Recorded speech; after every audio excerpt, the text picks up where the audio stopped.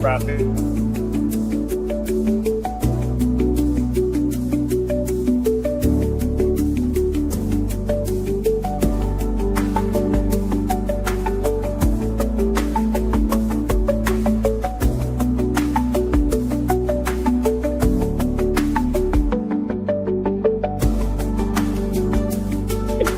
The team that won the first point will be designated as redraws, and the second.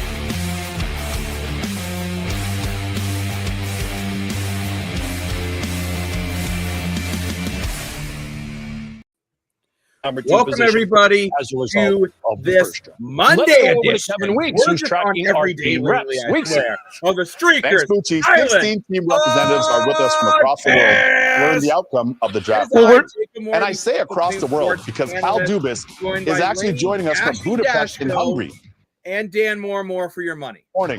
We appreciate you staying up. Thanks for joining us, Kyle. In the background right now. And out on Long Island, Ken Morrow, the legend, is representing the Islanders while their search for a new GM continues. Locked into us as we talk about. And the fans have gathered for watch parties in San Jose, California, Chicago, Illinois, and of course Seattle, all hoping. For sure. I think we're just going live every day because we're just so that popular now. You got someone as good looking as Dashing Landasco. We got to be live every day because people just can't stop looking at me. In each draw tonight, a 4-digit series of matched against a so I'm curious, though, boys. We were both talking about how little odd they did the live draft lottery this year. You can follow along at home. The lookup table of the 1,000 4-digit combinations randomly assigned to each team, plus loads of other draft lottery information, including a detailed explanation. No, I'm not, to be honest. I feel like this is an easy year to do it especially when you know there's no like a top player, because when you have like someone like a Celebrini or a McKenna or a Bedard, that's when the whole controversy of it being like a so-called rigged, when they like the fans like to seem to call it, that's when all the controversy seems to come up, when there's like a generational player, and when you kind of know there's maybe 4 guys that can go number 1. It's easier year to say, well, at least they won number 1, but I feel like the top 4, everyone's going to be getting a great player. That's a great point. Gone great. It's yeah, no matter what, you're getting a really solid player here. And speaking of solid, Chazzy's in the house. Right there. We'll get started soon, but first, let's take How's it going, Chazzy? You're live business. The Calder Memorial Trophy is in the house. Look at that beauty. Rookie of the Year, a good chance one of the top prospects in this year's draft will win this in the near future. But for this year, here are your 3 finalists: Hudson, Celebrini, and Wolf. So right now, tied Larry. There you go. NHL record for assists in a season by a rookie defenseman this year. Huge year. Celebrini's 63 draft pick is Matthew Schaefer out of the Erie 29 wins, 1 shy of Mike Vernon's franchise. Very good player. He was when he was injured going into the World Juniors. Had that injury. Getting back to this year's draft lottery and this year's top prospects that could hoist that trophy soon. Let's go over to Sam Cosentino. They're saying he's a guy that you could really. Thanks so much, Bucci. So excited about what we're to see ahead from these awesome young players. And we'll start with National Hockey League Central Scouting, 3rd ranked player, James Higgins of Boston College. Man, is this guy spectacular. You love his posture, great the way player. he plays with his head. Saw a lot of him at the juniors there in the winter months. I feel like he really elevated his stock. It was supposed to be James Higgins, but he's kind of fallen down here, and I feel like Schaefer, especially Michael Misa, have really elevated their game and have kind of pushed themselves into that 1-2 conversation, whereas I feel like James Higgins had the advantage going into the winter and then kind of started to fall down towards that 3-4 spot, which is where he's kind of being projected to look at that now. Yeah, I will say that Michael Misa, he's a hell of a player in Saginaw. He's a dual threat guy like in terms of 184 pounds, comparable to John Favara, comes in at number 2, our top-rated led prospect. all Canadian Hockey League players by 110 none other than Matthew Schaefer, left shot defenseman with the Erie Otters, limited to just 17 games this year due to player.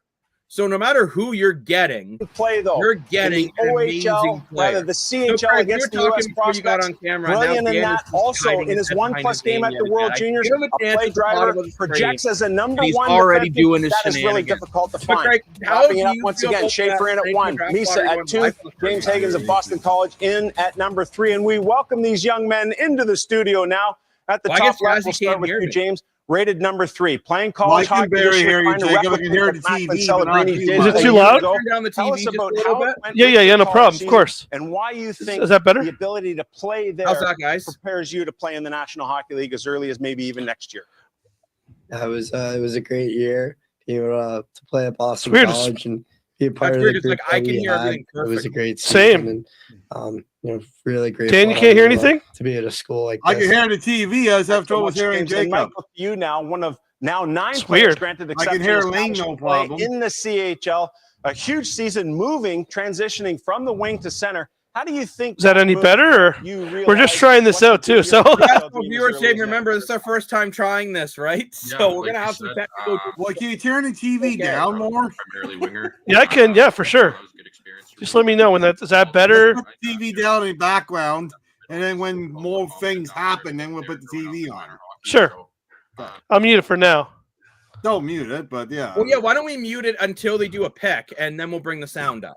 Okay. That's what I'm saying. There we go. Because we don't need to hear them commentate. That's what we're doing. So remember, the way the NHL draft lottery works is the worst team in the league has the best odds to get the first overall pick, and so on and so forth. So currently, the team leading the odds, I believe, is Chicago at the worst team, right? This year, or was it San Jose? San Jose had the worst year, but Chicago won the lottery. Because don't forget, nobody's won the lottery yet. Relax. Well, yeah, true. It is San Jose. It is San Jose. Dan's saying it's fake news. It's not a real lottery. It's going to Chicago. So they can play with Connor Bedard. You said no politics. Hey, that's just an impression. But yeah, it's going to Chicago because it's original 16. Connor Bedard sucks. So God gives that team some life. They're going to get Mitch Martin next year. The worst team by far was the San Jose Sharks. With only 52 points. They only won 20 games. Wow. Yeah. Goal differential of 100 and over 100 goals, their goal differential. Yeah. Crazy. And San Jose does have the best odds as San Jose has the number 1 odds to win the lottery with 18.5%. Yeah, so in theory, you would think it would be going to San Jose, but Chicago would be your next best. And then Nashville. It'd be crazy if Nashville got the first overall pick, because I don't think their roster is as bad as they were this year. No, not at all. And not nearly as bad as Chicago and San Jose. Like a high draft pick could actually make a big difference in Nashville. Like, can you imagine adding Higgins with Stamkos? Like, oh my God! Like, they just had a bad year. Like, you still got Josi, you still got Saros, you still got Stamkos, and O'Reilly, and you still got like a lot of good players there. They just had a bad year because they added a lot of players, and it just didn't seem to gel this year. But that doesn't mean they can't come back next year and be a strong team. Right. Funny enough, Blaine, we did a show going into the playoffs, and we were talking about one team that we're expecting to have a big season next year, and we all said Nashville. Oh, 100%. So if you bring in like a Schaefer or a Misa or a Porter Malone coming right in off the draft, you're really improving their team drastically.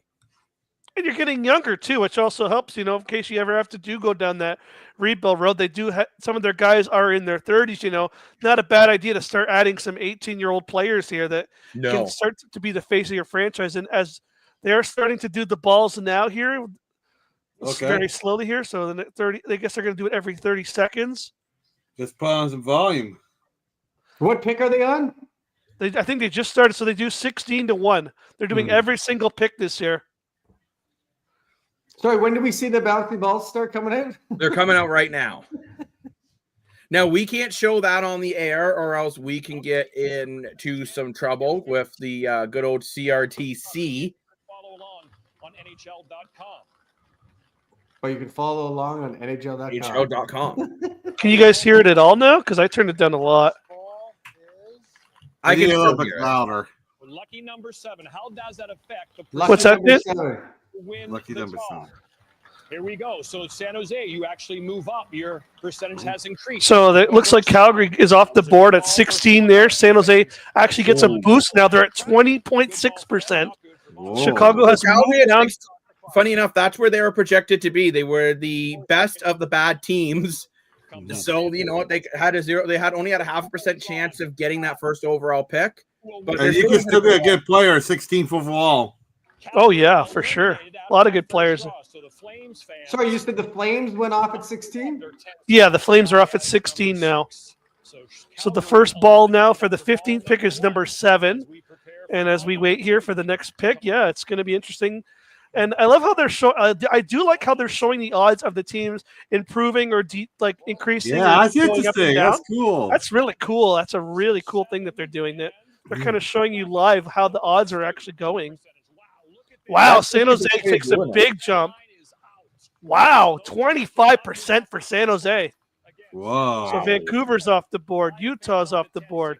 Columbus and Detroit are all off. We're at the 11th pick now for the Rangers. Cow, that was quick. Yeah, I guess that's just how it happens with 1 or 2 balls because you only have so many combinations. Maybe we can turn up the volume a little bit. A little bit, yeah. What ball number that you need to win the lottery? As the GMs look on here. Showing all the GMs. See Barry Trotz up there. He's hoping he gets that pick. What are they actually looking at? They're just watching us. They're watching what we're watching.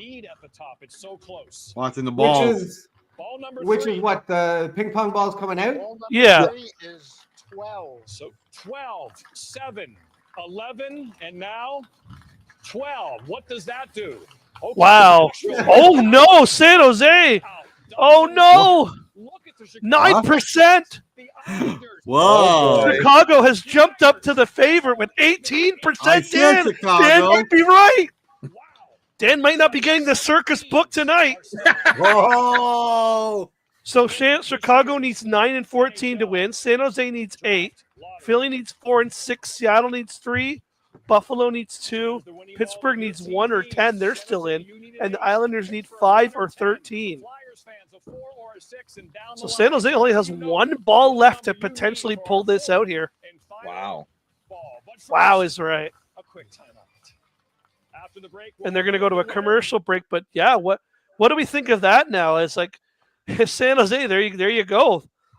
They have had that's tough for San Jose, right? Like, they, mind you, I don't think the Sharks are as bad as their record. I think they got some really good young talent there. I think that Celebrini would be winning Rookie of the Year any other year that Lane Hudson and Dustin Wolf didn't do what they did. And Will Smith, besides of being good at slapping comedians and slapping some hard bars and a good actor, he's also a pretty decent hockey player.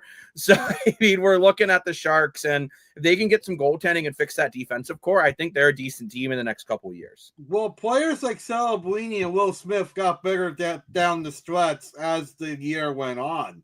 So you look, hopefully we don't hit a sophomore slump, and you get the players you got at the end of the year, you got a half-decent team. Oh, you do? Oh, yeah. Celebrini is a fantastic player. You got Will Smith there, and they have a lot of young players there. And they had I think even though they were the worst team, they were definitely more competitive this year than the year has previously they were. Yeah, exactly. So who has their draft pick so far, and where are we looking? I know Calgary's at 16. Yeah, they skipped a lot. I don't know if they're doing 3 draws or 1 draw. And that's what I'm not understanding. Because it seems this is going really fast. Usually they do it 3 draws, but I don't know if they're doing that this year. Because it seemed they said they were doing each one, but then they skipped like 5 teams. I guess it depends who wins what space, right? Yeah, I think so. So I'm going to be interested to see what happens on this last ball. Because I'm a little confused on how they're doing. It says a 2-phase lottery, consisting of 2 separate draws. Oh, is it? I see. I don't. That's what I don't. I'm not the sure. number 1 overall pick, and then the second determines the second overall pick. Okay. Each draw involves selecting 4 balls from a set of 14. Okay. Create a 4-digit combination matched against a pre-assigned table of combinations. Okay, so there must be another draw after this then. Sounds confusing. Which would make sense. Is it still commercials? Yes, I will. There's always a lot of commercials. Oh, you have muted it, Dan. Never stops. Yeah. I actually like that on some of the shows now. If you like, I like the Netflix thing. Like when you watch like sports on Netflix, there's no commercials. Yeah, you just watch in footage, or like when they do Amazon Prime, You just get footage from the arena, and I just think that's the future, in my opinion. Yeah. Is to get that crowd. Right? You need the commercials for these broadcasters to make any money. No, they can just show the gambling ads 400 times more. No. We see enough of those. By the way, rookie of the while we're waiting, why don't we go over some of the award finalists for the Calder Rookie of the Year? We have Celebrini, Hudson, and Wolf. Whoa! As your final 3. Wow. Chazzy's disappeared. I guess he's really worried that Lane Hudson's not going to get it. But I will add him back to the stage once his camera's back rocking and rolling. Oh, we're back on. Okay. Kenny Morrow, the Islander legend, of course. So they're showing Kyle Dubas, the Buffalo guy. I don't know all these people. I think Davidson is in Chicago, right? I think so, yeah. I believe so, yeah. So the Penguins win the first overall pick. Ooh. So did I hear that right? The Penguins? Numbers that your team needs in order to get that first overall pick. Islanders, Penguins, Chicago, and Flyers. You got 2 in the mix, Commissioner. Let's see what happens. Please start the clock. So 30 seconds now, and Chazzy's back here. So, and I'm just gonna text Chazzy and let him know that his feed went out. He might not realize. The chance with the first overall pick in the 2025 Upper Deck NHL Draft held in Los Angeles this year. So this is for the first overall pick. Wow. 5 seconds away from the. Here we go. 4, 3, 2, 1. It's 13. Wow. Number 13. Holy shnikes. Let's make it official, Bill Daly.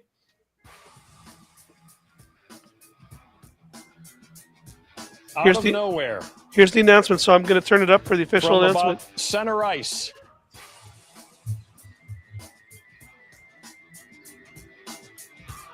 The winner of the 2025 NHL Draft Lottery and the first overall selection in the 2025 Upper Deck NHL Draft belongs to the New York Islanders. No way! Whoa! Holy moly, baby! See, that's the perfect volume for the TV because I can still hear Jacob. Lottery, and that look from Kenny says it all. The Islanders! Wow, they sniped that from a 10. Wow! Man in charge to make that pick. Who will Holy pick first moly! This summer in Los Angeles. That's unreal. Second draw to determine. They didn't have a high percentage of winning that. They were 10th. First 3 balls kind of. Wow. Oh, so here's the second draw now. Send it over to Kevin Weeks to begin. So I'll turn it back down. But yeah, let's talk about that. So the New York Islanders come out of 10th spot and get the number 1 pick. What do we think, guys? They are going to stay on the board and take Schaefer. You bring in Matthew Schaefer to play with Noah Dobson, and you now have an elite top defensive pairing. Even if they decide to go with Mika, who picked up over 100 points in the OHL this year. I mean, you can't go wrong either way. But if you bring in Matthew Schaefer, who is an elite defender, to play with Noah Dobson, and then you can get Barzal and Horvat healthy, you tell Brock Nelson, come back home, baby. You didn't work in Chicago. Come back to the island. You mean Colorado? And the next thing you know, this Islander team is going to be good because I think this year is a fluke. Do you think they might trade one of their defensemen to try to get maybe a 30-goal score, something they don't really have, or some top-end scoring? Or do they consider trading the first overall pick to get a guy that's ready now? Do you call a team like the Sharks and say, hey, we want Tyler Toffoli? On the island. Oh, I wouldn't do for Toffoli. No way. I would. Tyler Toffoli, 30-40 goal scorer? He's a great too old, though. He might be too old, though. Who knows? He's not. He's ageless wonder. We're just like, talking. Look at Chazzy. He doesn't look a day over 17. Oh, yeah. Tyler Toffoli, by the way, put up 30 goals, 24 assists, 54 points with San Jose this year. But he's like 31, I think, right? They're up and down. But he's 31, isn't he? He is an old. Oh, yeah. When you close your eyes and you see this first overall. But you think about it, the Islanders have really missed losing Taves to Colorado. So if they get Schaefer, that kind of replaces Taves, right? To make this true. So I think it could be a great pick to go the Islanders. He's an island boy. They're doing the second draw right now. balls 1 and 5 have been selected, but congrats to the okay. We'll see what happens here. But yeah, if you're San Jose, you got to be a little upset about that, right? Oh yeah. Whatever happened to the days where we're just picking ping pongs from selection? Yeah. This seems confusing. This is confusing. I don't really like this. But I guess they're trying to show transparency because this is what they would normally do. You think of a guy like Noah Dobson. What if he had a Matthew Schaefer? Look, they're talking about just what I said right now. Yeah, literally. To that body. You know what, boys? I will say this is actually a fun way to watch a show. For sure, it's just leaning right now. Hopefully, the viewers like it too. Hey, we've already got some likes Good. and some love. Yeah, for the first time in 16 all right. So it looks like San Jose has a 36.4% chance of getting the second pick here. So let's go. For very sake. You think we're going from 10th to first? That's the biggest jump anyone can make. So I understand the biggest jump. The other ones that are big on here, Boston has an 18.2%. And Nashville also has 18.2%. Yeah, I bet Chicago and the Sharks got to be nervous here because they need these players, I feel, a lot more than Nashville and Boston. Oh, 100%. Boston has 2, 7 and 14. What website are you on, Lane, for the draft lottery percentages? What's that, sorry? What website are you on for the draft lottery percentages? Oh, they're just showing it on the screen. Oh. I'm just watching what they're saying because they said they show like the live odds. Oh, their manual. Got it. Yeah. You watch it on the Sportsnet app, correct? Yes. Streakers app's better. So it looks like San Jose needs 4 balls. They got 4 chances at it. They got 2, 6, 8, 11. Chicago needs 10. I forget. I didn't see the other ones. 4 seconds. Here comes the other ball, and I'll turn it up so they can make the official announcement here. Balls. Whatever's happened with the ping pong ball. Wow. Okay, here's the official announcement. So they get the official tabulation from Scott Clark of Ernst & Young. But you talk about 2 Hail Marys that were answered tonight. You talk about the Islanders from center ice. It looks like this team went from about 200 feet, Bill Daly.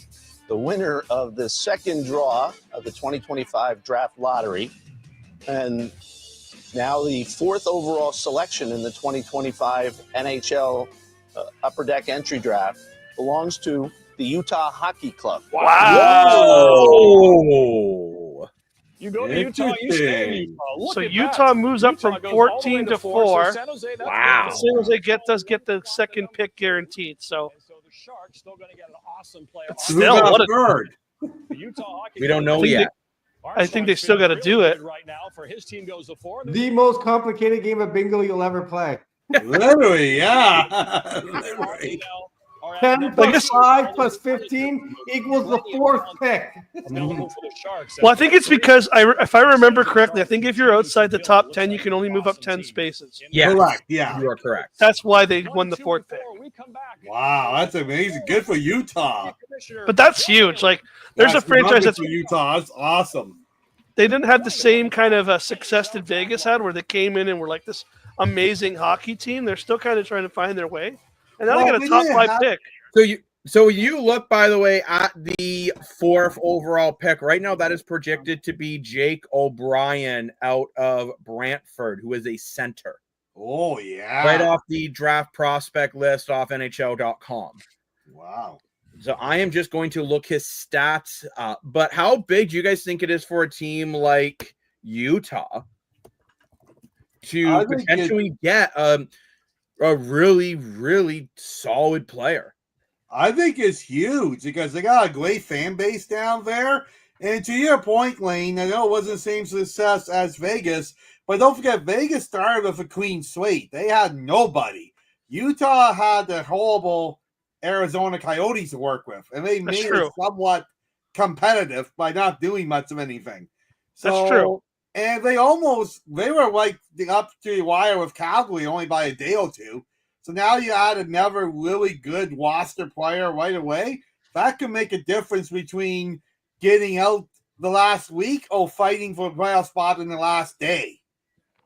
So also want to point out here at Jake O'Brien in 66 games, 32 goals, 68 assists, 98 points. Holy cow. In the playoffs, in 11 games, he had 11 points, 3 goals, 8 assists. So this is a guy that you're hoping for a team like Utah. Maybe you let him develop one more year down in the OHL, and then he's up on your team year 2. No, you bring him up now. That depends. A guy like this, I look though, everyone criticized the Kraken for waiting for Shane Wright, and he's had a really solid year this season now that he's had his time to develop properly. Yeah, sometimes you don't rush these guys, right? Sometimes that's the key, but I do agree with you, Craig. This is a very confusing draft lottery. I kind of liked it better when they just had like the amount of pitchers of like the balls. If it had like 1/18 odds, then give them 18 balls vice versa. I guess it's the NBA that already has predefined cards that have the numbers already on the teams. Is that how boring though? The NHL used to do that. I do like that they're doing this live to show. But at least you do 1 to 30. Yes. Now, Craig, what do you think about them? Sorry, go ahead. I said, Chazzy, what do you think about them getting the 4th pick? Because we didn't get your opinion yet. Oh, I think this is great for Utah. They're pretty fast and they're already young. This will definitely set them up over the next couple of years. And if memory serves you said the Islanders were 10, now they're 1. Utah was 14, now they're 4. Right. Like anytime you get a top 5 when you're already at top 15, like you got to be pretty happy. Well, if you look at Utah, you only missed the playoffs by 7 points. Like you were right there. Yeah. And let's be honest, if a year 38 wins, 31 losses, and 13 OT losses, a lot of other seasons, that's good enough to make the dance. This year, just between the Blues, the Flames, and the Canucks and the Wild, there were 4 teams that realistically were fighting for 2 playoff spots. Well, for Utah, it would make a big difference if we had the 3-point system, what we were talking about. Because Utah only had 3 overtime losses versus Calgary had 13 or so, I think. The fist pump. Yeah, put on the lid. But no, this is absolutely huge for Utah. And I mean, for the Islanders too, like the Islanders, they're another club, right? They finished 9 points out of a playoff spot last year for 35, 35, and 12 record. So again, that's not a terrible club. And you bring in a guy like, I think Matthew Schaefer is probably in the NHL his rookie year. I would think so. I think O'Brien could be too. With open borders coming next year, and we'll start to see the effects of it over the next couple of years.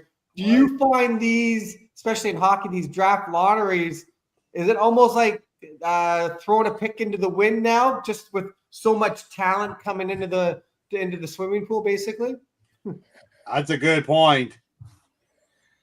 I mean, you know what? And that's a great point, Chazzy, because I want to state this too. Like, you get a lot of good players who don't even get drafted. You look at a guy like Bobby McMahon and the Toronto Maple Leafs. Undrafted guy came up from the ECHL. Yeah. I think of a lot of really solid players in the OJHL. Like, look at those players in that Buckland Cup final. Carter Bickel is currently an undrafted prospect. Wow. And phenomenal playoffs for the Mountain Menace. So did Ryan Sanborn in net. So, I mean, you look at these guys, and like you're right, Chaz, you have an open border. We may see more teams who may be looking to find some undrafted gems. Or there's more pressure to pick those top 5 prospects. Because I think we are seeing, in my opinion, we are seeing more and more young talent in hockey than we've ever seen. Oh, I agree. Like, you go to these junior A levels and you see CHL players play in these junior leagues sometimes for warm-up reps, and they're not standing out. Like, they're good players, but they don't look like they're dominating compared to the junior A level. So I really feel like you can look at the Detroit Red Wings, right? They're one of the first teams to kind of try to find the diamonds in the rough in the 7th round. Toronto Maple Leafs did it a lot with Brian Burke to era finding guys on the NCAA level.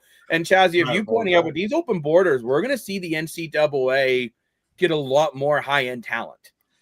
So with Chazzy's great point for, I'm wondering, will you see more trades of draft picks? Because if they're getting players from other areas, will there be more draft picks be traded, and then will a draft pick not be worth as much of that standpoint? I don't think so. I think as I look at it, Matthew Schaefer projected to go 1st overall. He's a guy that I think can make any team better pretty much right now. Any team that's going for these high-end picks. Right. So I don't personally see the Islanders wanting to not get a chance to draft this kid. True. So I think, Dan, you might see it more teams that are more mid-pack. Like Calgary, if they roll 16th pick. Now, mind you, we don't know if Calgary got 16 or not. We may have just misunderstood the way that was working at first. But, I mean, you're looking here, right? Like, even it's interesting with Jake O'Brien. He moved up 8 spots from the midterm rankings, projected to go 8th originally. Now he's projected to go 4th. The original 4th was Porter out of Brampton. So it'd be interesting to see for Utah. Utah could be a team when you mention about trading. They might be willing to trade the pick to get a ready now player. And Lane, I will share your screen because I see you want to show something. Yeah, just saying they just made everything official. Everything is now official because it was only a 2 pick. I thought there was going to be a 3rd pick, but I guess it's only 2 picks. So they do have the official list now. They're up there with the Islanders at number 1, San Jose number 2, Chicago number 3. So they each move down a spot. Utah moves up their 10 spots. Nashville's going to be happy top 5. Yeah. Remember though, Nashville technically moved down 2 spots, so they should have been 3rd. The Islanders jumping 9 spots and Utah jumping 10 really mucked everything up here. It's just the way the Canadians. And now look, Calgary's getting Montreal's 1st overall pick, right? Yeah. So now Montreal's getting a top 16 pick. Montreal's getting 2. Yeah, Montreal, they're getting a 16 and their 17th overall pick. Now Calgary's still getting that 17th that I see, Lane, as they made that trade. But so just to kind of put in perspective, Lane, if you want to jump up back to the top of that screen, that would be super duper fly like Marty McFly. For sure. 1 sec. Sorry. You do not need to apologize. You are so it's nothing on TV anymore. So we would have Matthew Schaefer projected number 1. He would be going to the Islanders. Then the San Jose Sharks going after Misa, phenomenal player, and this is something you don't see every day. James Hangs out of Boston College projected to go 3rd. You don't see every day an NCAA player projected to go top 3. So potentially he'd be going to Chicago, and then Jake O'Brien going to Utah. This is where, again, I do wonder if maybe Utah is willing to trade this pick. Not that Jake O'Brien's a phenomenal player, or if we look back to where we were thinking midterm with Porter going in at the 4th spot instead of where he moved down to the 6th. But does Utah, are they looking more for a ready now player versus a prospect that they're going to develop for a couple years? Well, Utah has the best pick with an over 500 record because the Islanders are just 500. But it is huge to see. I will say I kind of wish they did the whole top 15 live. Yeah, that's what they were doing. Well, the NHL is just like, nah, screw you. I'm going home. We got us on the island here. Let's figure it out. Well, we got to get ready for that Leaf game tonight. Very true. But yes, this will be interesting, right? It's going to be an interesting draft class. They've ranked this draft class not as high-end talent, but very deep. And what I mean by very deep is they're saying, like, even if you are getting a mid-pick, you're still getting a really solid player. Makes sense. Yeah, 100%. Where, like, the best goalies... Okay, when I click goalies on the NHL website, it is telling me that... Oh, here we go. Now we got it. The best goalie available in the draft is a name that I can't pronounce out of the WHL. Refshenbergen. That is quite the name. We're going to go with that. Or interesting, though, Jack Ivankovic is projected as the 4th best goalie in the draft. If you remember, he played that game that Team Canada lost to Latvia in the World Juniors. Not his fault that they lost that game. So we do still see some pretty decent goaltending. Yeah, 100%. Coming in this draft. So it'll be interesting, to watch the World Juniors next year as well and kind of see where a lot of these other players are at. Yeah. It's always a good tournament to kind of get your perspective on where these, like you said, where these players are kind of looking at that time of year, whether they're in the NHL thriving or kind of trying to find their game still. But I want to ask you guys, for the Islanders, who would you be more interested in, Schaefer or Misa? Misa, one of the highest point per game guys in the CHL, but I think Schaefer is more NHL ready now. Wow. So who do you want for the Islanders? Do you want that top-level defenseman to play with Noah Dobson? Or do you want that guy in a year or two? Because let's be honest, the Islanders could not score to save their life. Well, that's what I was going to say. I'm going to say Misa, to be perfectly honest. I think you look at their decor, they got Dobson, they got Pulick, they got Pellich, they got 3 solid defensemen there that True. you can always get a guy like like you see what the Leafs did. They had 3 900K guys, and all of a sudden your decor is one of the best in the NHL. Like, you already got 3 guys that have that top 2 potential right there. You look at the forwards. You look at Bohova and the other guy. I'm trying to think of his name. Barzal. And you don't Brock Besser anymore. And Misa, just to put in perspective, in 65 games had 62 goals, 72 assists for 134 points this season. Oh, I'm with Daskell here. I'm definitely getting the forward because the Islanders are really struggling for offense, and it's not guaranteed that you can get that done in free agency. You know, maybe people in free agency will have to go somewhere in nice weather like California or Miami for New York. You know, maybe they got a family in Winnipeg. You just never know, right? So. You know, versus draft, you're pretty well guaranteed. Unless it's Eric Undraft situation, you're pretty well guaranteed to get the player that you drafted. So, my only thing is, though, they've been looking for a guy to play with Noah Dobson for a very long time. They have not been able to find that guy. Oh, I hear what you I think Matthew Schaefer is that guy. Could be. And I think the Islanders, they're more in a mode to try to win now than win in 2 years. Misa's a very good player, but look, he didn't even make Team Canada for the World Juniors. Now, a lot of people argue that was a mistake. Oh, yeah, obviously. Myself included, by the way. I kept saying I felt Misa should have been there because you do look when he played in a Gretzky Cup in 23-24, he did have 8 points in 5 games. Yeah. So they lost, did they? I don't remember if they lost the Hudski Cup in 23-24. No, I mean this year, the World Juniors. Well, yeah, they got slaughtered. They didn't even make it to the medal round. It was depressing. That's what I mean, right? Craig, see, it's so bad. I don't even remember, bro. That's how bad it was. You know, like, it was bad. So maybe put a player like Misa on there, that could make the difference. But what about you, Chaz? Are you agreeing with Jacob? Or are you sticking with Lane and I? For the Islanders, I could see them going for more offense, but then I could also see them sticking at home for defense and going to get some top free agent off the market, like a Besser or something. Yeah, that's what I'm thinking. Go get a Brock Besser who will put in 30, who probably on the Islanders ready now. is not a 40-goal scorer, but he's probably a 25-goal scorer. And bring in a guy like Matthew Schaefer, who you know is going to.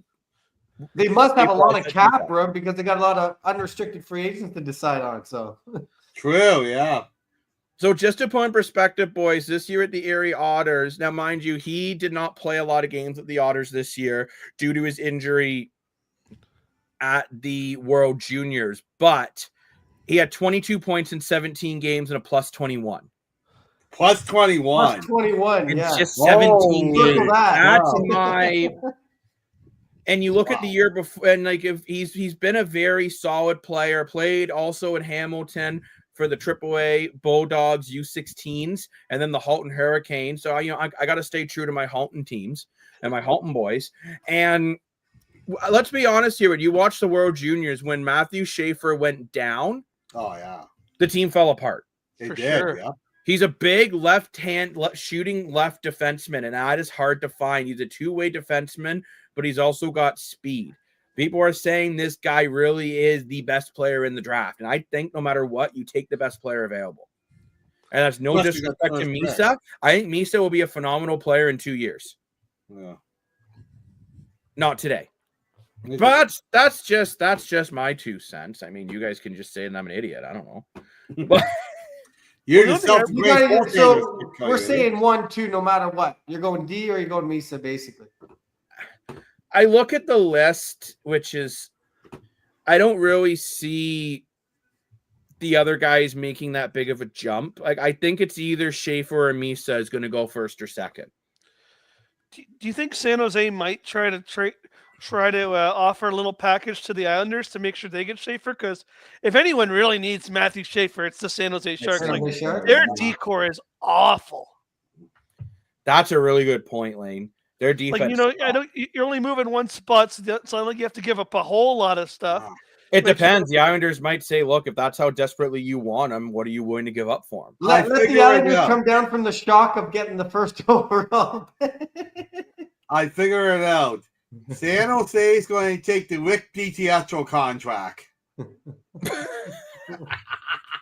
Off the Islanders to get the pick. 14 years. Oh man. But yeah, what a shock it would be San Jose go both teams not to get the first pick. Like the Islanders jumping 10 spots, that's unheard of. It's crazy. 2 teams jumped 10 spots today. Yeah, it was Utah too. Now, mind you, just quickly looking this, the third projected guy in James Hangs in Boston College NCAA did put up 37 points in 37 games and a plus 21.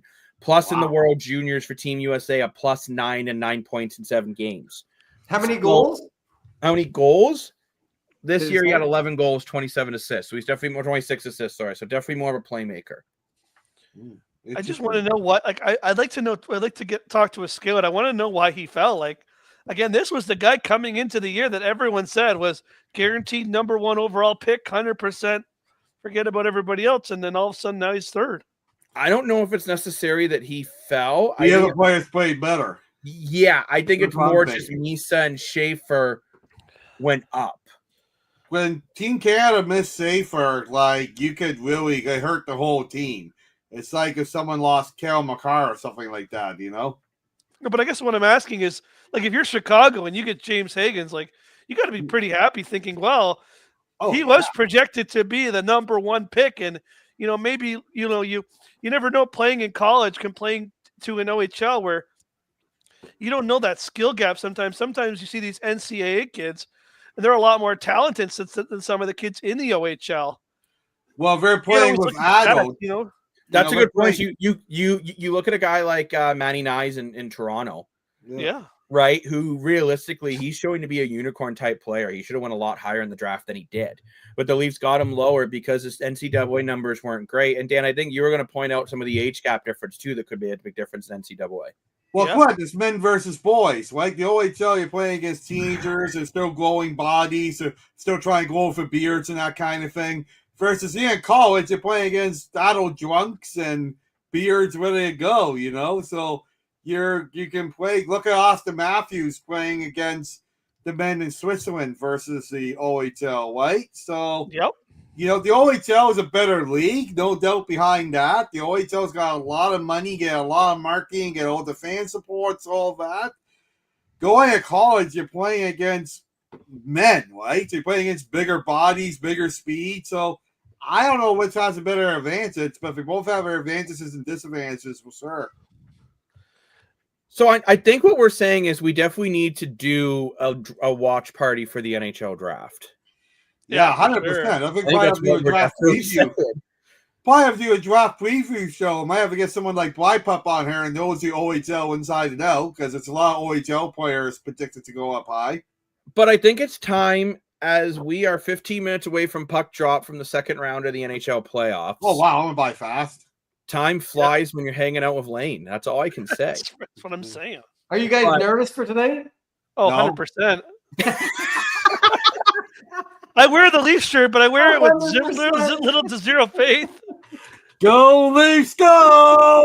I'm wearing my Cody Rhodes wrestling Leaf shirt that I got when I was in Toronto.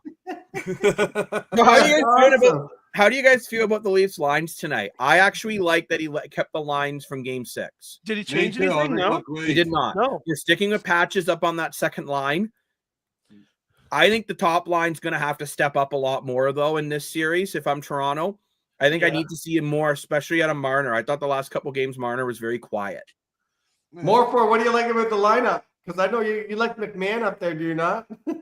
I love McMahon, but the point is he wasn't performing. And the end of the day, not performing. And I said in day one to put Patches on the second line again, because during the regular season, when the season started, you had Patches on the second line, and having a big body of Tavares looked really good. And who got the clutch game-winning goal for the whole series? Patch is playing with Tavares and Willie. So I think it just unfortunately Patch has outperformed McMahon, and McMahon was really good on a fair line with Domi in the past. So I think it's a good move. I really do. So how are we feeling about now? When we look at the Panthers lines, they went with depth. I don't understand though not putting Marchand and Tkachuk and Bennett on a line just to drive everyone crazy. Well, that's what I don't understand. How big of a effect is Tkachuk going to be early here tonight to set the tone in this series? Honestly, I disagree. I think it'd be huge too. Are just going to kind of look at him and be like, "Look, we've already dealt with your brother. Shut up. Leave me alone." Is better though. I get Matthew is better, but I would argue Brady is more annoying. You think so? Brady is I think Matthew's more annoying. Makes me want to tolerate Brad Marchand now he doesn't lick people anymore. That is how much I can't stand Brady Tkachuk. All he does is whine. Yeah, I guarantee a game 6 we can lose then. Well, that's what happened. He's a cry baby. Now, mind you, will this be the biggest test for the Maple Leafs and the biggest test if this core will work? Yes, because every line, besides, I would say Florida's top 3 lines, every line's got someone that can score. Even their fourth line, Nico Sturm, he's an underrated player. I think the fourth lines will cancel each other out. I think the Leafs' fourth line will continue to have a really strong showing. So my question to you guys is, who like, because I'm assuming Berube is going to operate the fourth line as more of a first line. So who's Lawton who if you're going to put Lawton against the shutdown line, who are you putting it out against when you see these lines? Like, I'm putting Lawton against the Bennett Tkachuk line. I disagree. I'm putting him against Barkov. I think Barkov. No, because the Matthews line will handle the Barkov line. Oh, true. I forgot about that. So you would put Lawton against that Bennett line because I think the Leafs' fourth line has the physicality to keep up with the physicality of Tkachuk and Bennett and Rodriguez. So Jacob, you would go like first line, then the fourth line. Then I'm assuming the second line against the Lundell line, and then third and fourth lines. Because let's be honest, your third line as Toronto, and I will switch back to the third. I'll switch back to the Leafs line up here. Because let's be honest, the third line for the Leafs is the line that can't really defend. Yeah. So you're gonna try to match that up against the least dangerous line for Florida. Yeah. Because you look at your other lines, say what you want about the top line for the Leafs, but it can defend as well as score. Right. I would argue the same thing with the Leafs second line, as long as Tavares doesn't try to twerk to make guys not score and Nylander back checks. The fourth line, can defend. It's that third line of Domi, Holmberg, and McMahon. Yeah. Now, I do want to state right off the hop, I like that Domi's not playing center anymore. I don't like Domi as a centerman at all. Me neither. He's not a good fit as a center. No. He's good at passing and setting up plays, though. I kind of like Domi as a centerman. He's not responsible enough as a center. He's better on the wing. He's good at faceoffs. He's good at passing. I disagree with that. So I want to now go around the board here, and I already know who Chazzy's going to pick, but that's okay. Who are you boys taking tonight in game 1? Florida or the Maple Leafs? If you haven't downloaded the Streakers app yet, viewers, make sure you download that app. Give it a big old likey poo and give it a shot. But Chazzy, who are you? I think I know who you're already taking, but I'm going to ask you anyways to be polite. Who are you taking? The cat that's in the zoo. Oh.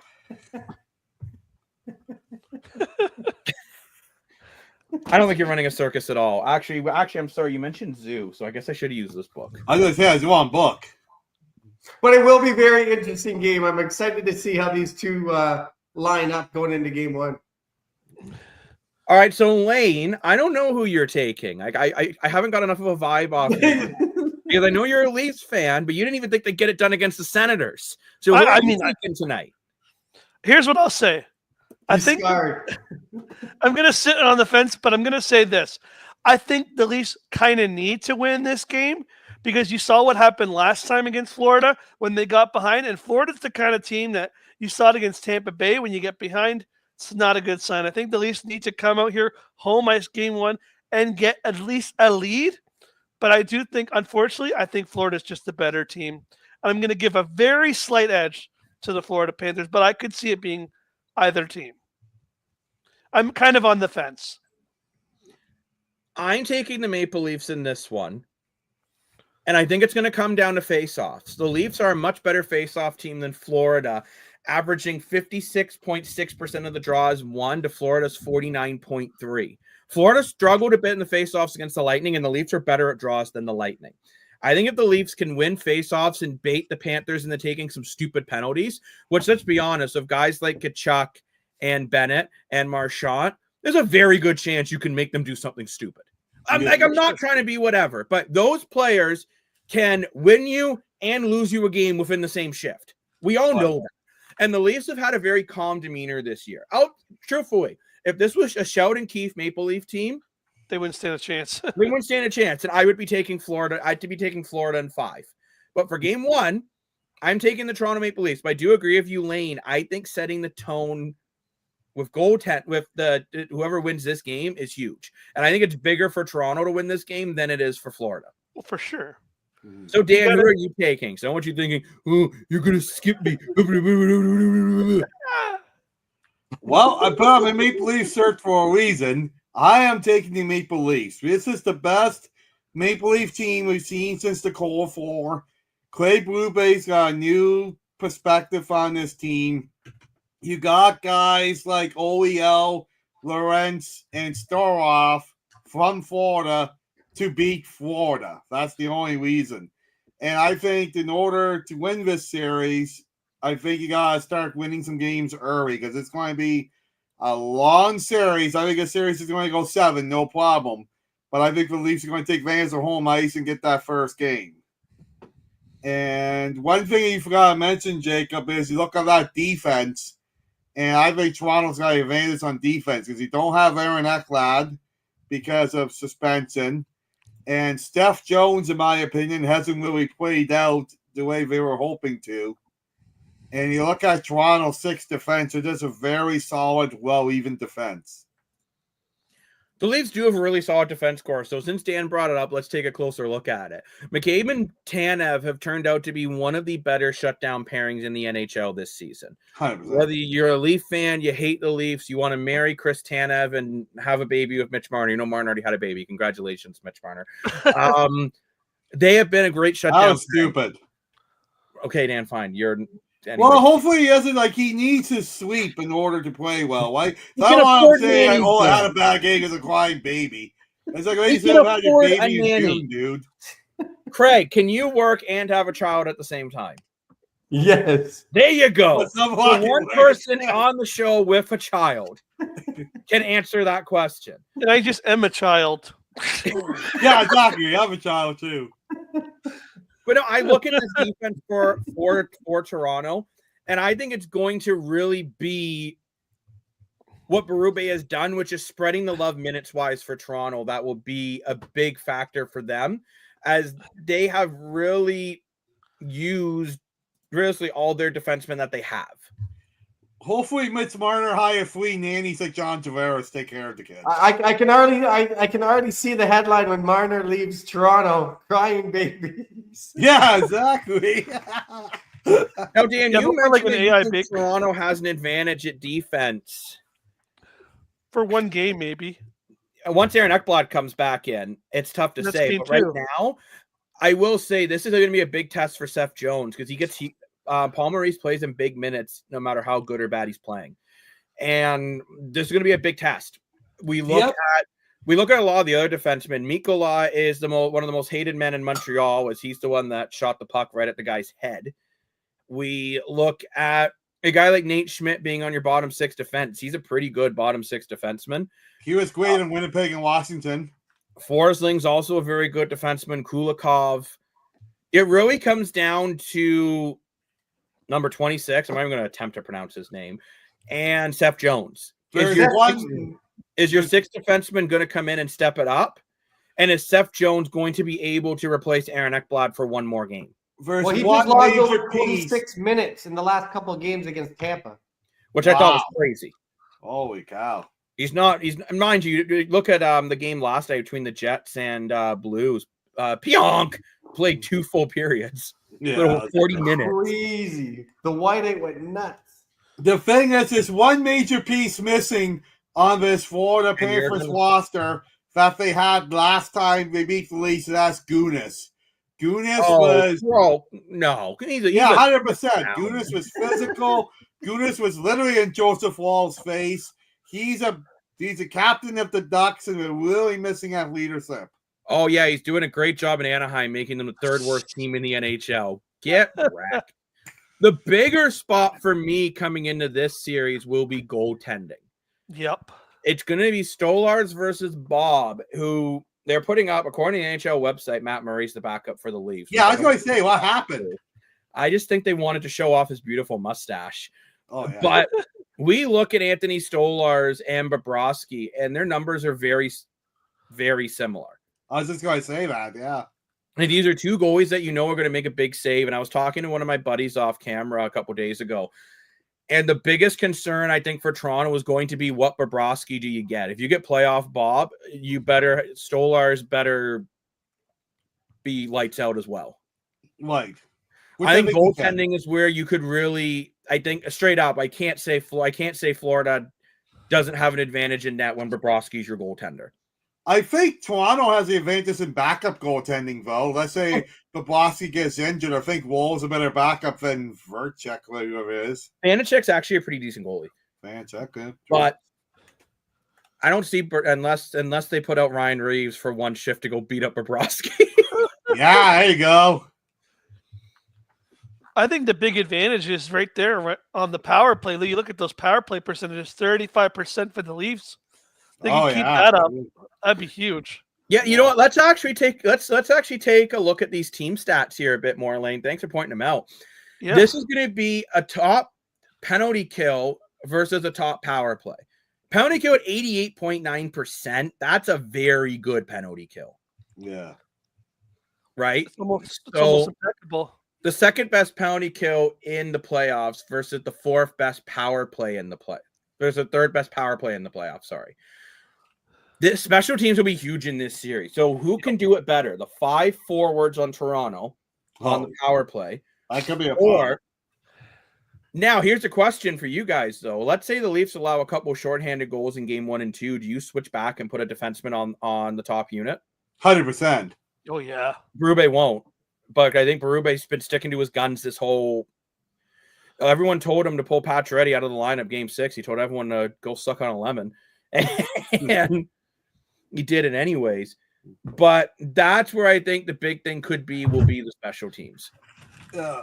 Every other stat you're looking here, goals for, goals against, they're pretty close. They are, yeah. It's the special teams. And that's why I say when I look at the one stat where the Leafs have a pretty big advantage, it's faceoffs.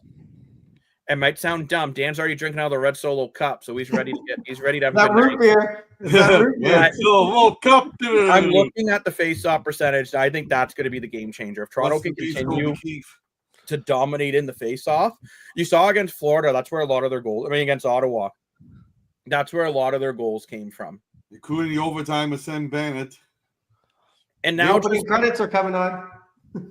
And now, just quickly before we sign off, we'll have a quick look at the rosters.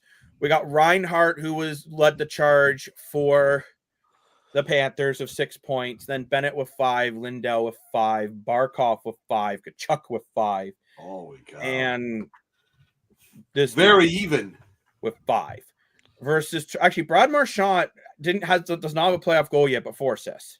Wow. Versus Toronto, that's when he decides to wake up. It's like a superpower. It's like an infinity stone. Oh, I'm facing Toronto. All of a sudden here, I'm a 40-goal scorer again. Now, Toronto is very different. Funny enough, I say Marner seemed quiet in the first round, but then you look, he did put up 8 points.